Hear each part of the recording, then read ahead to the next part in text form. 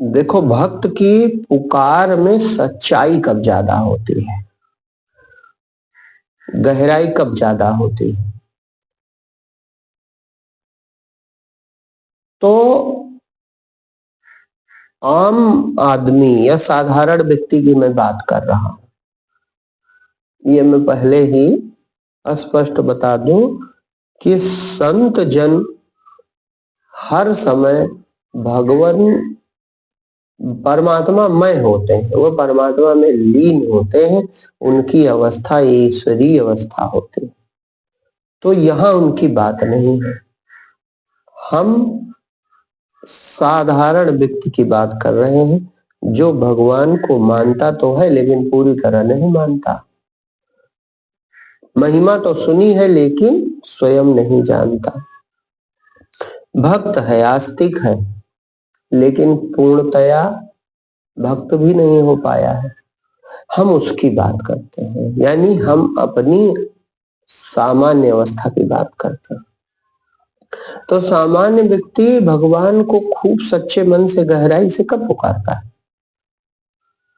अगर आप ध्यान देंगे तो जान जाएंगे कि हमने भगवान को तब सच्चे मन से, गहरे से, हृदय से पुकारा जब समस्या या कोई संकट ऐसा आया जो हमारी सामर्थ्य के बाहर था।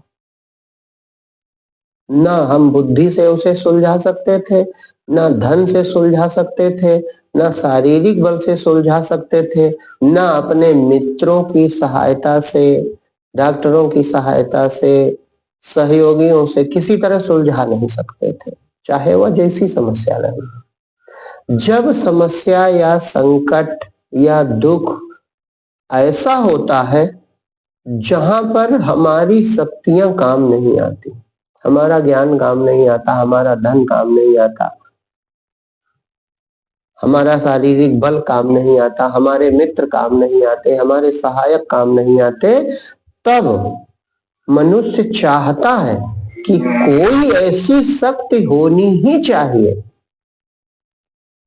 कोई ऐसा हो जो हमारी सहायता कर दे, हमें इस संकट से उबार ले, हमें इस समस्या से निकाल ले, हमें इस दुख से बचा ले। और उसी समय भक्ति का जन्म होता है। भले वह क्षणिक होती है, भले वह थोड़ी देर की होती है, लेकिन मान लो किसी माता पिता का लड़का वेंटिलेटर पे आईसीयू में पड़ा है, अब डॉक्टर ने भी जवाब दे दिया कि भैया अब हमारे बस की बात नहीं है, इसको बचा पाना अब भगवान जाने। तो उस समय जो माता पिता के हृदय में पुकार उठेगी, आप कल्पना करो वो कैसी पुकार होगी, बनावटी होगी कि सच्ची होगी? वह एकदम सच्ची पुकार, एकदम सच्ची पुकार होगी, खूब गहरे हृदय से मां रोकर पुकारेगी, प्रभु तुमने बच्चा दिया है तो अब छीन ना लेना, परमात्मा तुम जहां कहीं हो मेरी पुकार सुनो। अज्ञानी जरूर है लेकिन उसकी पुकार सच्ची हो गई। वो भगवान कहाँ है, क्या करता है, ये नहीं जानता, लेकिन इस समय वह ये जरूर महसूस कर रहा है कि कोई ऐसा हो जिसकी शक्तियां हमसे अधिक असीमित हो, कोई ऐसा हो जो हमारी रक्षा कर ले, जिसने सृष्टि बनाई है, जिसने दुनिया बनाई है, जिसने सूरज, चांद, सितारे, धरती सब बनाया है, जिसने हमें जन्म दिया है, जो मनुष्यों को बनाने वाला है और मारने वाला है, कोई तो जरूर है, वो परमात्मा हमारी रक्षा करे। उस समय वो पिता, वो माता ऐसे पुकारे। यानी भक्ति का जन्म हुआ वहां पर, कहां पर हुआ? जहां पर हमारी शक्तियां काम ना आई, जहां पर हमारा ज्ञान काम ना आया, जहां पर हमारा शारीरिक बल काम ना आया, जहां पर हमारे मित्र काम ना आए, जहां पर हमारे सहायक काम ना आए, जहां पर हमारा धन काम ना आया, वहां पर भक्ति का जन्म हुआ। वहां पर हृदय में एक भाव पैदा हुआ कि भगवान को हमने सुना तो है, अगर है तो हमारी सहायता। उस समय सहायता होगी कि नहीं होगी ये ईश्वर जाने। क्यों? क्योंकि आप में विश्वास कितना है। आप तो अगर लगा के बात करते हैं। अगर भगवान है तो हमारी सहायता कर दे, अगर परमात्मा है तो हमारी सहायता कर दे। तो भक्ति कहाँ हुई? वो तो संशय हुआ, लेकिन वो जो पुकार है, वो जो भाव है, वो भक्ति का है, ये निश्चित है। अब उसमें संशय भी घुसा हुआ है, इसलिए इच्छा पूर्ण होने की संभावना बहुत कम हो जाती। अब हमने ये क्यों बात आरंभ की? हमने इसलिए आरंभ की कि अगर हम भक्ति की बातें सुनते हैं, आध्यात्म की बातें सुनते हैं, परमात्मा के बारे में सुनते हैं, तो इसी जन्म में, इसी शरीर में हमें मृत्यु से पहले वह अवस्था, वह दशा प्राप्त कर लेनी चाहिए जहां पर हम भगवान की भगवत्ता को ठीक से समझकर उसी में लय हो जाए। जैसे संत भक्तों का अनुभव रहा हो, वैसा मुझे भी प्राप्त हो जाए। संत कहते हैं मेरी आंखों से भगवान कभी ओझल नहीं होते।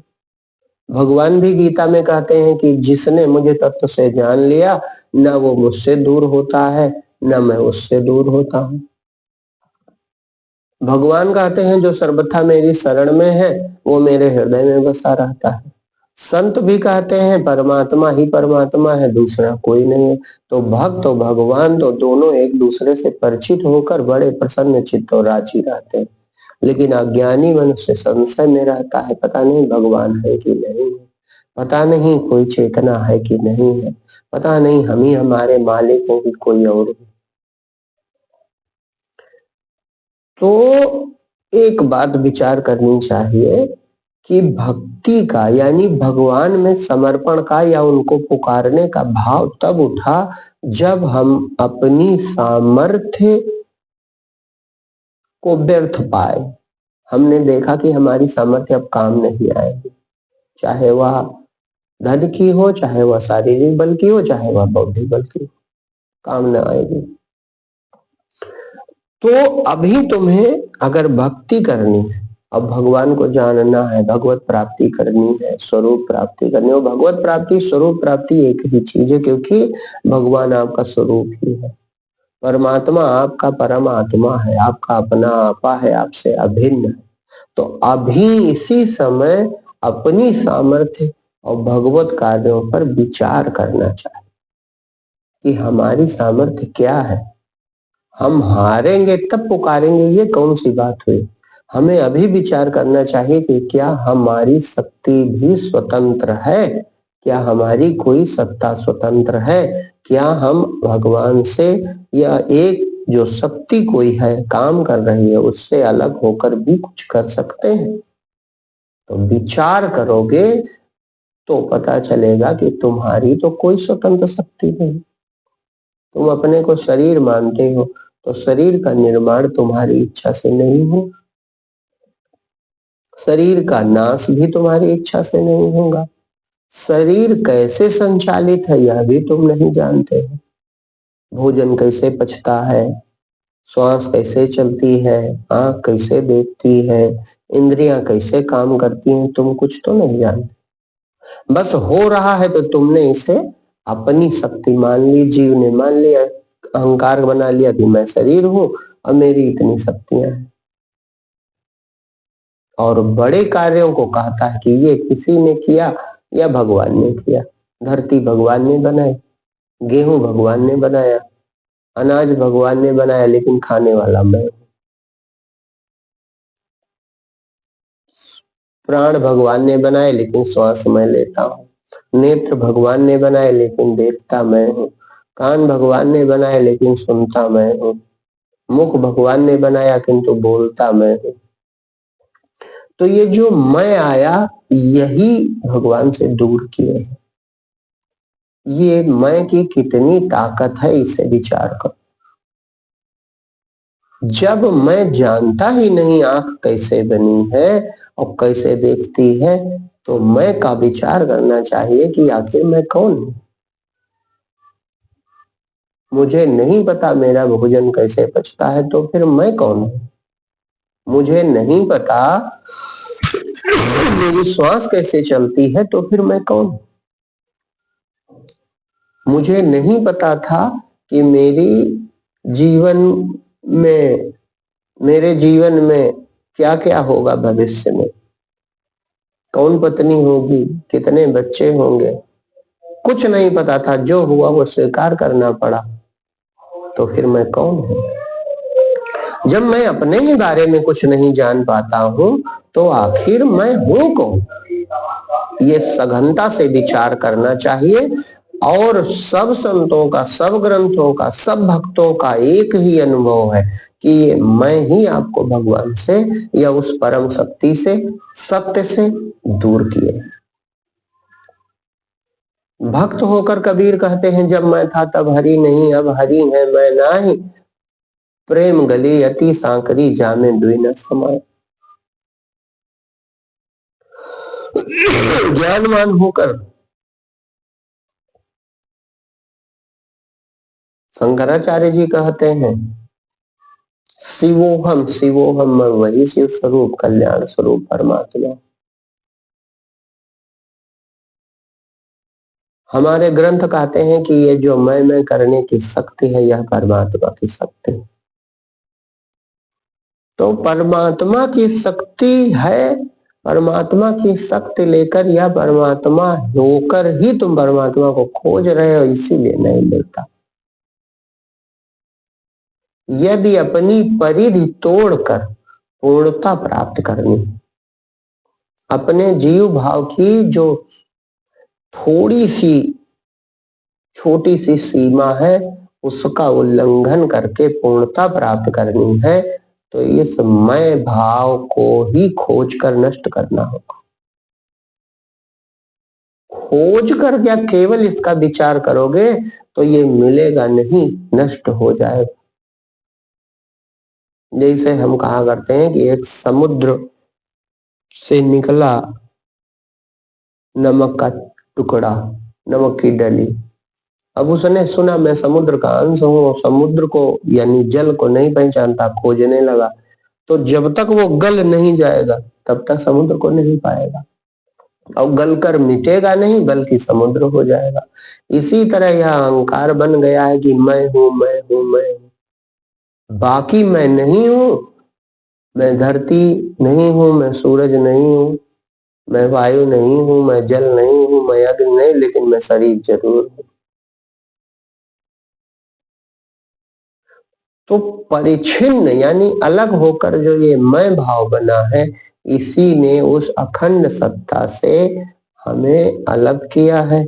और इसी मैं भाव के कारण हम अखंड सत्ता को नहीं जान पाते, और जब हारते हैं तब पुकारते हैं कि कोई हो जो हमें बचावे, कोई हो जो हमारी रक्षा करे, हम कहीं मर न जाए, कहीं यह संसार हमसे छूट न जाए।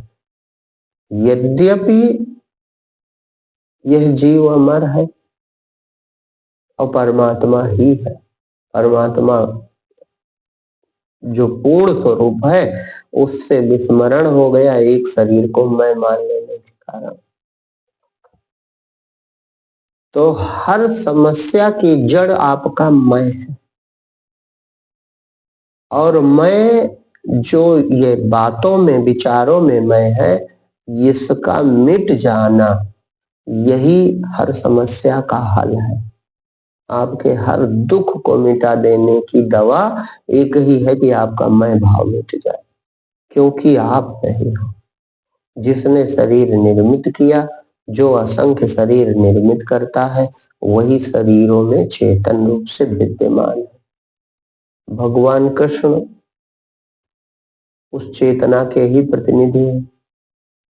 उन्होंने समझाया कि समस्त भूतों में चेतना मैं हूं। जैसे एक माला की मड़ियों में धागा एक ही होता है, तो शरीर को मणि मानो तो इसमें चेतना ही धागा है, वो परमात्मा ही है। तो चेतना ही तो मैं करती है। बस उसको ठीक विचार न मिला और उसने अपने को न देखा बल्कि इंद्रियों से शरीर को देखा। शरीर इंद्रियों से दिखता है और मैं अपने आप को बिना इंद्रियों के देख सकता हूँ। आप अपने को देखना चाहो तो आंख बंद करके दिखाई पड़ोगे। आंख बंद करके एक बार देखोगे, फिर खुली आंखों से भी अपनी चेतनता का अनुभव होने लगेगा, तो सब दुख मिट जाएंगे। अब इस मैं को मिटाने का रास्ता जो है वो बड़ा सरल भक्तों ने एक ही बताया कि संपूर्णता से अपने को समर्पित कर देना। संपूर्णता से कुछ भी बचाओ मत, कुछ भी बचाओ मत का मतलब मैं को भी ना बचाओ। हम सब कुछ सौंप कर खुद बच जाते हैं और कहते हैं प्रभु दर्शन। यही चूक हो जाती है। इसी मैं को तो सौंपना है, इसी मैं का समर्पण करना है। मैं को भगवान का बना देना है। ये भक्ति का मार्ग है। और ज्ञान के मार्ग में भी यही है। वहां पर मैं को ही त्याग देने को कहा गया है। मैं को त्यागना ही सर्व त्याग है। जैसे योग वशिष्ठ की एक कथा है छोटी सी, उसमें एक रानी चुड़ाला और राजा शिखरध्वज की कथा आती है। दोनों को एक साथ वैराग्य होता है, तो संत जन उनके घर आते हैं और वे आत्मा के बारे में बताते हैं कि तुम शरीर नहीं हो, तुम चैतन्य आत्मा हो, अपने को पहचानो और उसी में स्थित रहो। तो रानी चुड़ाला एक ही बार में वह उपदेश ग्रहण कर लेती, ध्यान करती है और निराकार चैतन्यता से एक रस हो जाती है और वह पूर्ण सिद्ध हो जाती है। लेकिन राजा शिखरध्वज की धारणा है कि यह ज्ञान तो इतना आसान नहीं होता, इसलिए वो बैरागी ही बने रहते। थोड़े दिनों में चुड़ाला का बोध बढ़ता है, उसकी शांति उसके चेहरे पर भी झलकती है। तो राजा शिखरध्वज पूछते हैं तुझे कुछ प्राप्त हो गया है क्या? और वो दिन दिन बैठी स्वरूप में ध्यान करती रहती, क्योंकि स्वरूप का आनंद ही अद्भुत। बहुत समय तक, ज्यादातर दिन में जब समय मिलता वो शांत ध्यानस्थ रहती, क्योंकि उसके समाधि का अनुभव होने लगता है। तो शिखरध्वज ये न जान पाते, लेकिन ये कहते हैं कि तुझे कुछ मिल गया है क्या? तो रानी चुप रहती। फिर एक दिन राजा को बड़ा प्रबल वैराग्य हो जाता, तो वो कहते हैं कि अब तुम राज्य देखो और मैं भगवत प्राप्ति के लिए वन को जा रहा हूँ। तो रानी चुड़ाला चूंकि बोधवान है और जानती है कि स्वरूप बोध ही जीवन का लक्ष्य है, तभी राजा सुखी होगा, तो रोकती नहीं गई। कहती ठीक है आप जाइए और मैं मंत्रियों के साथ मिलकर राज्य देखूंगी। राजा चला जाता, जाकर 12 वर्ष तक तपस्या करता है, लेकिन उसे बोध नहीं होता। बहुत दुखी हो जाता है। एक दिन बड़ा दुखी बैठा रहा, तो कहता है हाय हाय मेरा जीवन व्यर्थ ही चला गया। मैंने सब कुछ त्यागा लेकिन मुझे कुछ प्राप्त ना हो। तो रानी चुड़ाला कहते हैं योग सिद्ध थी, वह रूप बदलकर कुंभज ऋषि का रूप बनाकर उनके पास जाती है। राजा प्रणाम करता है, आप कौन है? वो कहते हैं मैं कुंभज ऋषि, आपको तपस्या में रत देखा तो यहाँ चला आया। राजा कहता है मेरे भाग्य से ही आप पधारे भगवान, और मैंने 12 वर्षों तक तप किया, सबका त्याग किया, लेकिन आज तक मुझे शांति ना मिली, सत्य ना मिला, मेरा कल्याण करो। कथा बहुत विस्तार से है, मैं संक्षेप में बताता हूँ। तो चुड़ाला ही शिखरध्वज के रूप में गई थी। वो कहती है कि राजन तुमने त्याग तो किया लेकिन सर्व त्याग ना किया, इसलिए सर्व त्याग करो। तो राजा कुटिया अपनी जला देता है वस्त्र जला देता है, कमंडल डाल देता है, माला डाल देता है, सब आग में भस्मीभूत कर देता है। क्यों? क्योंकि अब बहुत प्यास बढ़ चुकी है। 12 वर्ष तपस्या की, अब प्यास बढ़ गई है। पाया तो कुछ नहीं तपस्या से, लेकिन इतना पाया कि प्यास बढ़ गई। बस यही तप का फल था। अब अकेला खड़ा है, कहता है अब मुझे सत्य का बोध कराओ भगवान।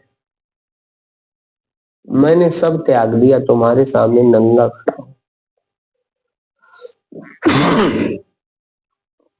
तो चुड़ाला जो शिखर ध्वज के रूप में है, वह कहती है कि तुमने अभी सर्व त्याग नहीं किया राजा, सर्व त्याग करो। तो राजा पर्वत की ओर दौड़ता है कि अब शरीर ही बचा है, पर्वत से कूद कर इसे भी त्याग देता हूं। तो वह पकड़ लेती है, नहीं राजन, सर्प यदि बिल में है तो इसमें बिल का दोष क्या? तो राजा शिखर ध्वज पूछते हैं कि मैं आपका कथन न समझ सका, मुनिवर स्पष्ट बताइए। तो चुड़ाला कहती है कि शरीर बिल की तरह है और इसमें जो मैं भाव है वह सर्प की तरह है। तो शरीर का कोई अपराध नहीं है, इसे नष्ट करने से तुम्हें सत्य नहीं मिलेगा। जैसे लोग दुखी होते तो आज देखो, दुख में ही आत्महत्या करता है, यानी खुद को मार डालना चाहता है, लेकिन वो शरीर को मार डालता है और खुद नए जन्म में चला जाता है। तो यहाँ पर राजा को चुड़ाला समझाती है कि बिल में सर्प है तो बिल का क्या दोष, विष तो सर्प में है, सर्प को मारना है। तो शरीर रूपी बिल में अहंकार रूपी सर्प है, इसे मारो, अहंकार को नष्ट करो, इसका त्याग करो, नष्ट ना करो। वो कहती है इसका त्याग करो, यही सर्व त्याग। तो राजा पूछता है कि आखिर मैं शिखर ध्वज हूं, इसका त्याग कैसे करूं? मैं समझ नहीं पाता हूं। बड़े विस्तार से सकता, पहले वो कहती चित्त है, फिर चित्त का रूप अहंकार है। मैंने जो कहा कि मैं ही बाधा है, चाहे भक्ति की दृष्टि से देखो चाहे ज्ञान की दृष्टि से देखो, दोनों एक ही चीज है। ज्ञान से भक्ति होती है, भक्ति से ज्ञान होता है।